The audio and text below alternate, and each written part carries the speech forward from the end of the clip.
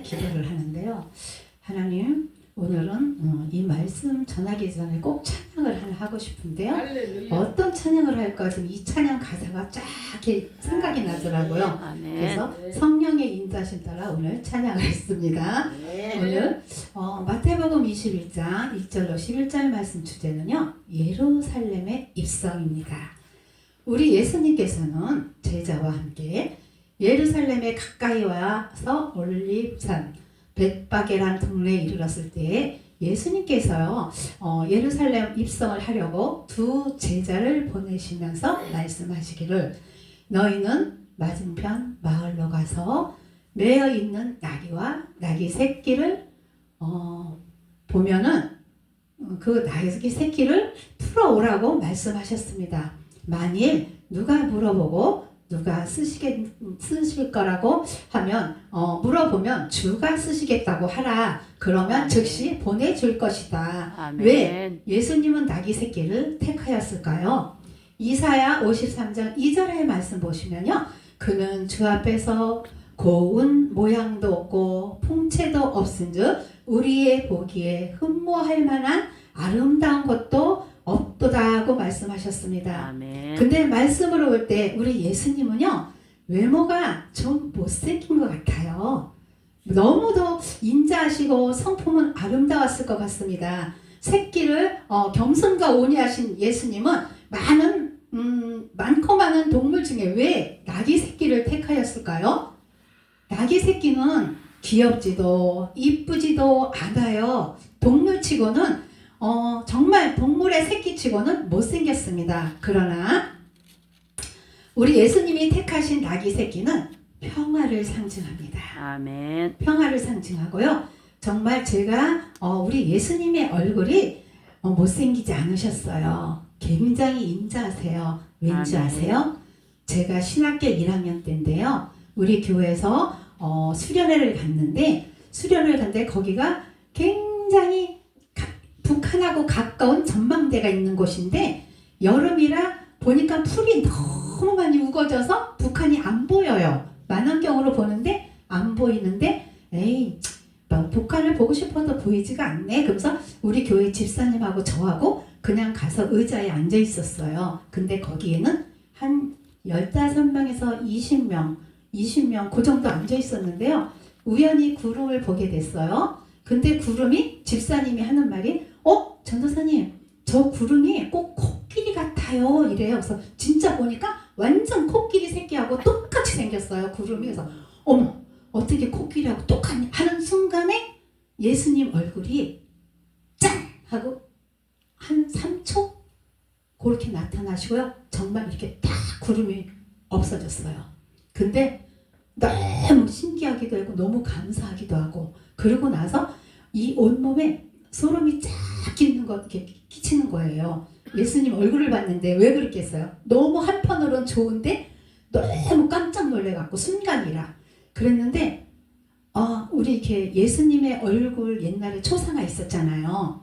그 사진을 보니까 그분도 예수님의 얼굴을 보고 그린 거구나, 이거를 제가 알았어요. 왜냐면 너무 비슷한데 제가 본 예수님은 더 이게 얼굴이 굉장히 인자하세요. 얼굴이 너무 평안해 보이셨어요. 그래서 거기에 그 정도의 사람이 있었는데 딱 3명만 봤어요. 저하고 집사님하고 북한에서 내려오셔서 신학 공부를 하셔갖고 전도사님이 되어 계셨더라고요. 그래갖고 3명만 봤어요. 근데 거기는 이제 물론 너무 잠깐이라 사진도 찍을 수도 없지만 사진도 또한 촬영을 못 하겠습니다. 그래서 예수님의 얼굴을 저는 보고, 우리 예수님께서는 신학교 1학년 때 제가 조금 마음에 막 불편함이 있었는데, 내가 하나님께서 조금 마음을 불편하게 하니까 우리 하나님께서 너 힘내라, 저 그러시는 거지요. 아멘. 이러면서 제가 힘을 얻고서 열심히 했답니다. 아멘. 근데 오늘 이 말씀을 이제 예수님께서 예수님은 항상 기뻐하시면서 겸손하시면서 정말 우리에게 온유하시면서 사랑을 가르쳐 주셨잖아요. 근데 저희도 우리가 예수님의 겸손을 받으면 우리도 평화가 넘치고 정말 사랑이 넘칩니다. 그리고 예수님이 타고 가는 나귀 새끼는요, 초행길이었어요. 초행길인데 곧바로 나귀가 갈 수 있었던 것은 나귀의 곱비를 누가 잡았느냐에 따라서 정말 바른 길을 갈 수 있습니다. 바로 우리 예수님께서 곱비를 붙잡고 갔기에 안전하게 가실 수가 있었습니다. 또한 나귀 새끼는 아무도 탄 적이 없어요. 나귀의 새끼는 때가 묻지 않았어요. 정말 깨끗해요. 그리고 청결합니다. 그리고 성경에서 청결한 자는 복이 있다고 했습니다. 하나님의 나라를 볼 것이라고 또한 했습니다. 우리의 심령이 깨끗해야 합니다. 마음이 정결해야 합니다.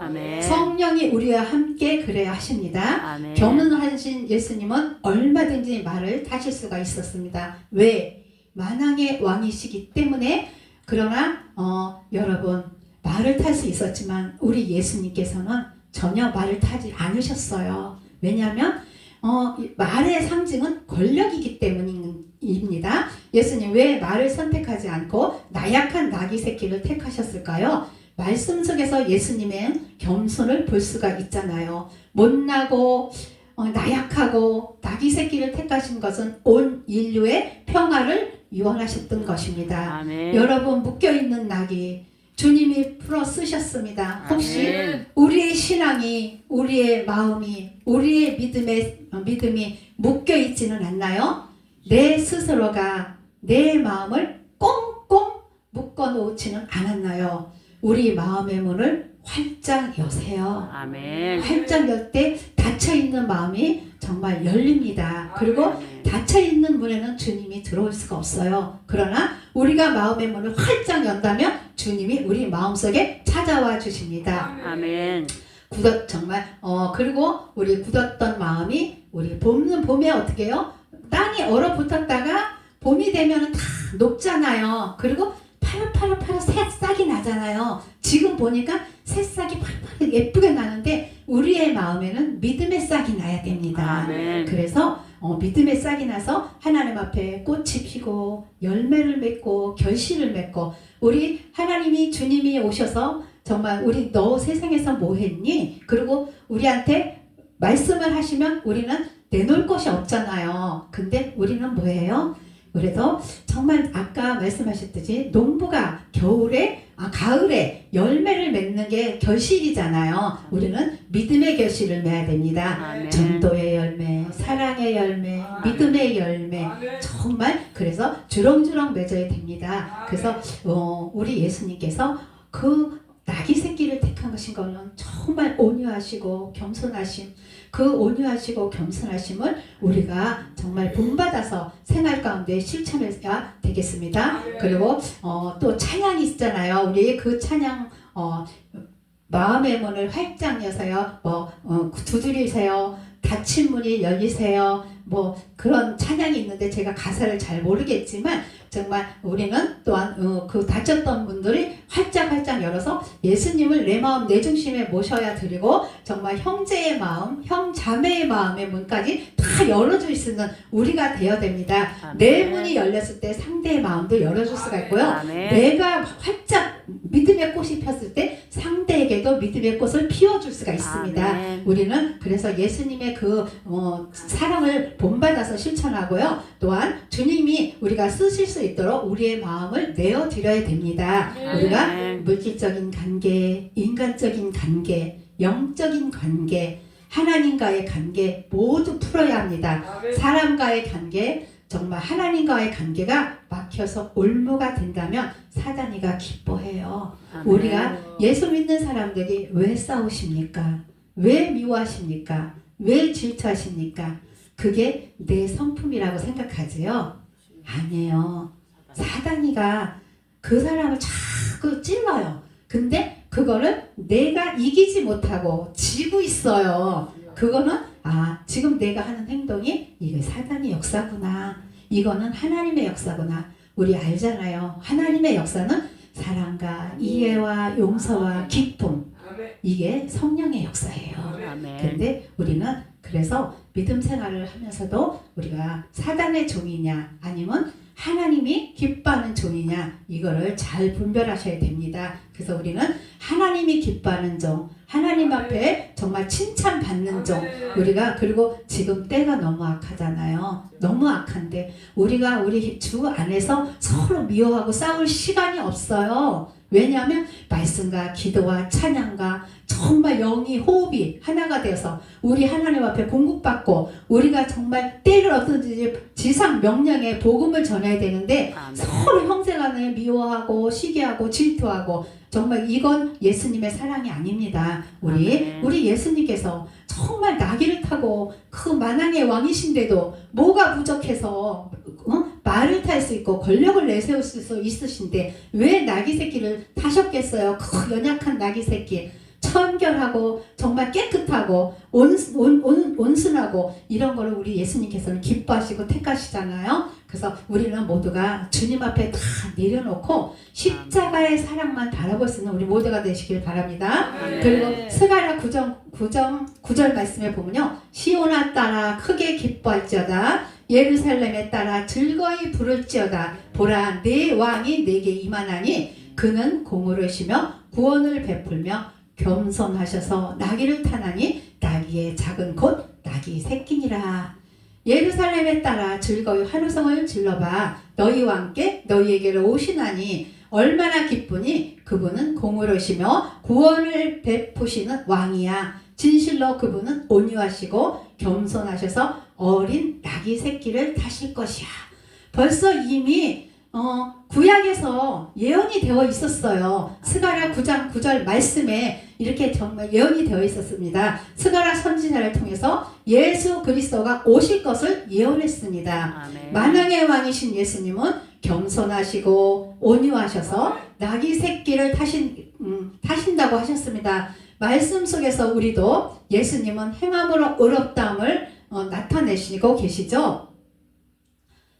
또 마태복음 21장 2절에는 매어있는 나귀 새끼를 끌고 오라고 하셨습니다. 또한 요한복음 12장 12절 말씀에 보면 명절에 큰 무리가 예수께서 예루살렘으로 오신다함을 듣고 종려나무 가지를 가지고 나와서 외치되 호산나 찬송하리로다 주의 이름으로 오시는 이여 이는 곧 이스라엘의 왕이요 하고 호산나 구원하소서. 하나님으로부터 예수님은 구원 사역을 하시기 위해 입성하셨습니다. 구원 사역은 즉 복음 전하는 사역입니다. 아멘. 기쁜 소식, 복된 소식, 하나님의 생명의 말씀입니다. 하나님께서 메시아 예수님을 보내주심은 죽었던 우리 티끌보다도 못한 우리를 생명으로 인도하러 오셨습니다. 아멘. 누가복음 1장은 세례 요한이 탄생했습니다. 2장에는 예수님이 탄생했습니다. 세례 요한과 예수님의 관계는 친족 관계입니다. 서로 이종사촌 관계. 세례 요한의 어머니와 어머니 엘리사벳과 예수님의 어머니 마리아와 친척이었습니다. 그리고 소년 시절에 예수님은 어떠했나요? 경거만덕하신 분이 아니라 예수님은 소년 시절부터 내가 이 땅에 섬김을 받으러 온 것이 아니요. 예수님 자신은 도리어 섬기러 왔다고 고백했습니다. 이 땅에서 예수님의 사역은 절름발이, 소경 바데메오, 열두 혈류증을 병든 여인 고침, 야이로의 딸을 살리심, 중풍병자, 귀신 들린 자, 기머거린 자 이뿐 아니라 많은 사역을 하셨습니다. 누가복음 17장 11절에서 19절 말씀을 보면요. 10명의 문둥병이 걸린 자 중 9명은 유대인이고 한 사람은 이방인 사마리아 사람이라고 하였습니다. 그러나 문둥병 때문에 운명을 같이 이들을 했습니다. 그들은 간절히 고침받기를 기도했어요. 아멘. 10명은 똑같은 소리를 높여 주님께 간청했습니다. 예수님 우리의 병 좀 고쳐주세요 하고 막 소리 질렀습니다. 아멘. 그랬을 때 예수님께서 그들을 보고 정말 제사장들에 가서 너희의 몸을 보여라 이렇게 말씀하셨어요. 그들은 순종하고 갔습니다. 그래서 제사장에게 보이라 하면 너희가 보이기 전에 이미 다 나았다는 확신을 하러 보낸 것입니다. 아멘. 그래서 그들은 얼마나 감사했겠습니까? 그 확신, 그들은 예수님은 저들이 병이 났어 하시고 아셨지만 이 열 문둥병이는 제사장에 가서 보여주면 낫겠지? 하는 이런 마음이었겠지요. 그죠? 근데 얼마나 감사해요. 그렇지 않나요? 할렐루야. 네, 그들은 깨끗함을 받았습니다. 아멘. 저들은 같은 마음으로 순종하고 행했을 때 병이 다 나았습니다. 아멘. 그래서 주님의 말씀을 따르는 길은 이적과 기적과 제사함과 축복이 나타납니다. 그러나 고침받은 문둥병자들 감사한 마음으로도 잠깐 9명은 다 가버리고 한 사람만 주님께로 돌아오고 다 떠나버렸습니다. 그때나 지금이나 하나님의 말씀에 길들여지지 않으면 똑같아요. 우리도 하나님 은혜 받고 회개 터지고 성령의 불 받으면 어때요? 온 천하를 다 가진 것 같잖아요. 아멘. 너무너무 기쁘잖아요. 솔직히 처음에 은혜 받았을 때 어때요? 안 먹어도 배불러요. 그리고 누가 나를 욕해도요. 너 그래? 아이고 불쌍해라. 우리 이래요. 근데 이게 믿음이 떨어지고 나면 누가 조금 가시 노릇해요. 그러면 그래서 저걸 어떡하지? 막 우리 이렇게 하잖아요. 그죠? 그리고요. 제가 매일같이 방언을 받고요. 방언을 막 밤낮으로 하는 거예요. 그러면 저희가 1층에 살아갖고 남편이 밥 먹으러 올 때 이렇게 들리나 봐요. 방언 소리가. 그러면 밖에서 들으면 꼭 미친 여자 같아. 막 이래요. 그래도 그 소리를 들어도 너무너무 좋은 거예요. 그래서 밤낮으로 막 방언을 하고 막 그렇게 기도를 하고 진짜 자는 게 아까웠어요. 근데 진짜 저 때는 내가 하나님 앞에 회개를 했습니다. 하나님 집사 때 건사 때는 그렇게 열심히 하고 3시간이고 4시간이고 막 이렇게 기도를 했는데 어떻게 지금 목회자가 돼갖고 이렇게 내가 기도가 줄었을까요? 하나님 정말 내가 하나님 사모하는 마음이 어떻게 이렇게 줄었을까요? 하면서 너무 죄송하더라고요. 그래갖고 회개를 했습니다. 근데도 회개했는데도 옛날같이 막 회복하는 그 믿음이 안 생기는 것 같아요. 그래서 때가 이게 너무 악해서 그런가 한 30년만 전에도 우리가 굉장히 영이 맑았어요. 그죠?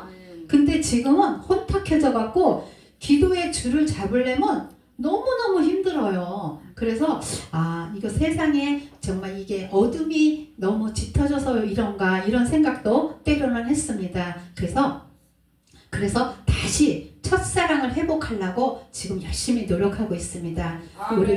우리가 그래도 우리가 이제 이 세상을 살면서 믿음 생활하면서 조금 불편한 말을 들어도 내 속에 살짝 화가 올라온다 할지라도 예수님이라면 어떻게 하셨을까 이런 생각하면서 다 이해하시기 바랍니다. 그리고 또 믿음이 떨어지면 어떠나요? 우리가 실컷 와서 큰 소리로 찬양하고 기도해요. 정말 그러나 또 뒤돌아서면 아직도 옛 성품이 남아있기 때문에 그죠? 혈기가 정말 쉽게 가라앉지가 않을 때가 있습니다. 그러면 한번 나는 그 병아리들한테 우리가 교훈을 받잖아요. 병아리가 물 먹고 이렇게 하늘 한번 쳐다보지요.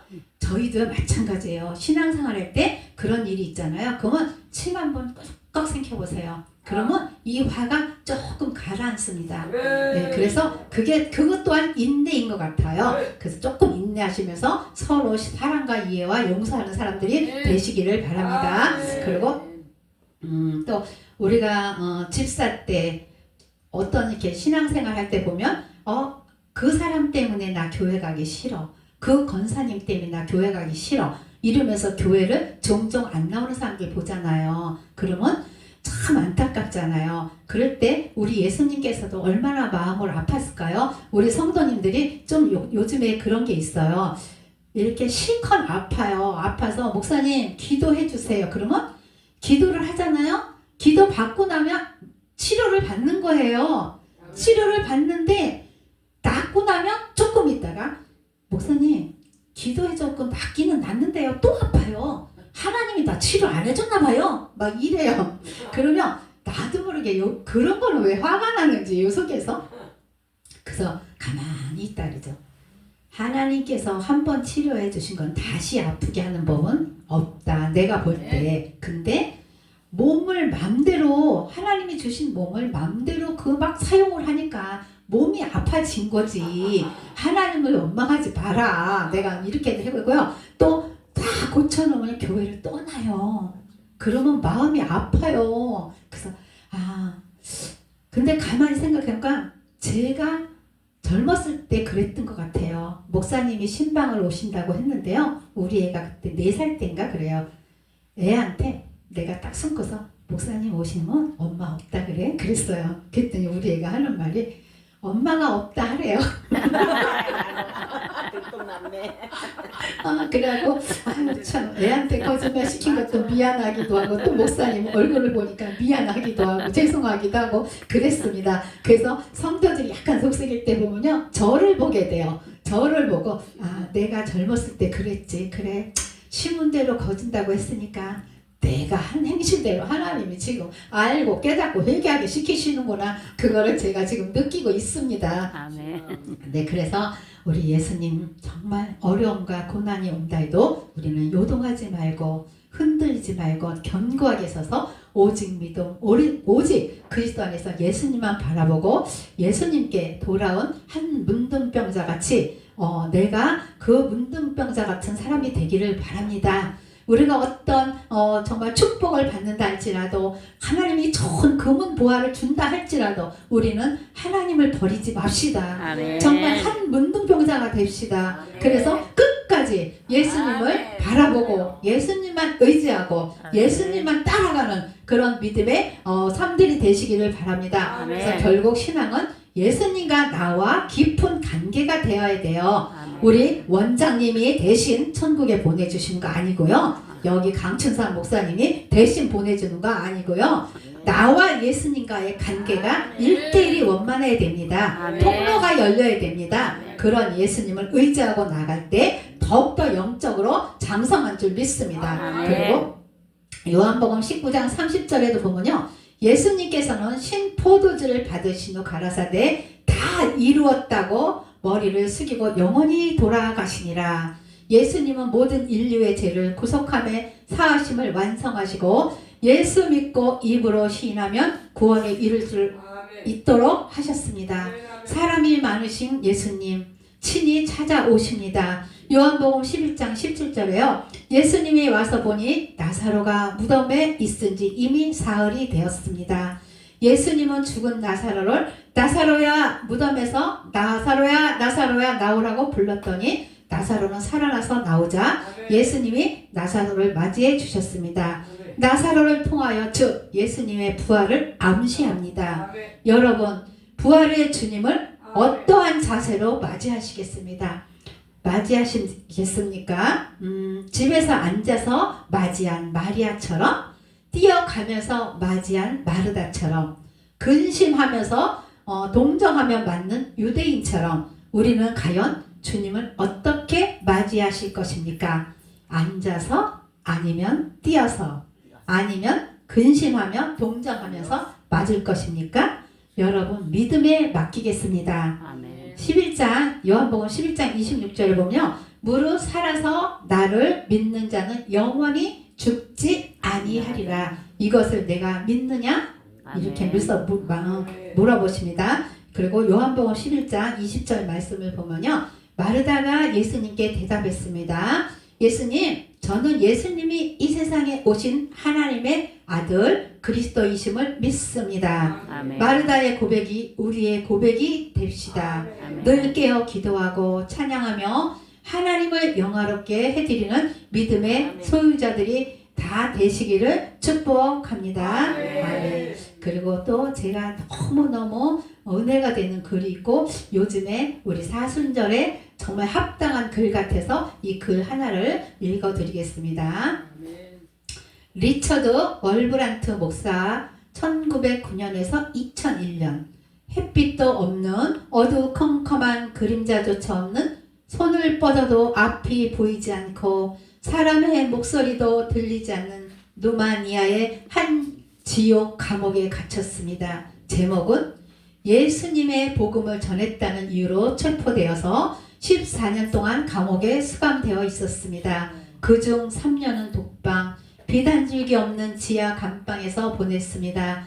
공산당은 그의 정신을 파괴하기 위해 철저하게 고립시켰습니다. 감방 안은 침묵보다 무거운 공기로 가득했고 자신이 살아있는지도 모를 만큼 감각이 마비되어 갔습니다. 매일매일 고문되는 칼날 같은 추위에 시달리고 자신의 이름도 잊혀져 가는 느낌입니다.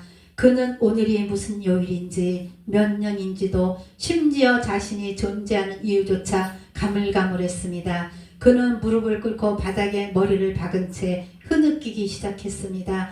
저는 이제 아무것도 느낄 수가 없습니다. 온몸으로 고문을 당하고 피범벅이 된 채 감방에 던져졌고 그의 다리는 매맞아 부러졌고 손톱은 뽑혔으며 갈비뼈에는 금이 가고 있고 그러나 지하 감방에서 그는 천천히 몸을 일으켜 세웠습니다. 그리고 절망과 고통 속에서 찬송 한 구절이 떠올랐습니다. 내 영혼이 은청 입어 중언제짐 벗고 보니 입술이 떨리는 듯 그 구절을 떠올랐습니다. 몸은 쑤시고 아프지만 눈물과 함께 목소리가 점점 커졌습니다. 어느새 그는 두 손을 높이 들고 춤을 추듯 몸을 흔들며 찬양하기 시작했습니다.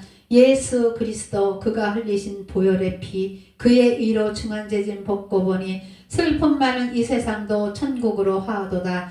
눈물과 피로 얼룩진 그의 얼굴에는 기쁨과 승리의 노래가 울려 퍼졌습니다. 감방 안은 여전히 캄캄하고 어깨는 피로 범벅이 되고 다리는 부러진 채였지만 그는 순간순간 자신이 천상의 예배자가 된 것을 느꼈습니다. 찬양은 벽을 넘어 다른 감방의 죄수들에게 희망을 전했습니다. 간수 하나가 분노하여 외쳤습니다. 미친 놈, 너는 무엇이 그리 기쁘냐? 그러자 렘브란트 목사님은 지친 몸으로 미소를 지으며 말했습니다.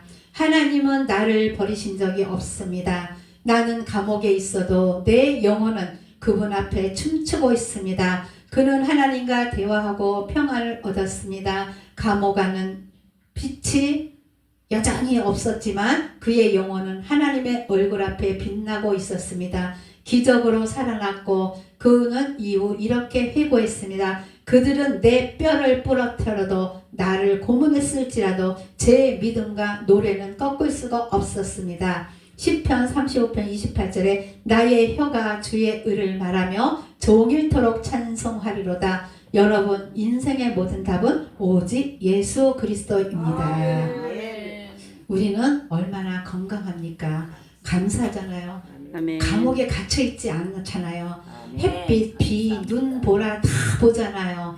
근데도 하나님 앞에 기쁨의 찬양을 못 드리고 감사의 기도를 못 드리고 하나님 앞에 정말 조그만 것에 사람 때문에 시험 들고 사람 때문에 남이 말하고 사람 때문에 정말 미워하고 우리 이렇게 살지 말자고요. 아멘. 여기 있는 사람만이라도. 그래서 하나님 앞에 갔을 때 우리 칭찬받고 인정받고 사랑받는 모두가 되시기를 예수님의 이름으로 축복합니다. 아멘. 기도하겠습니다.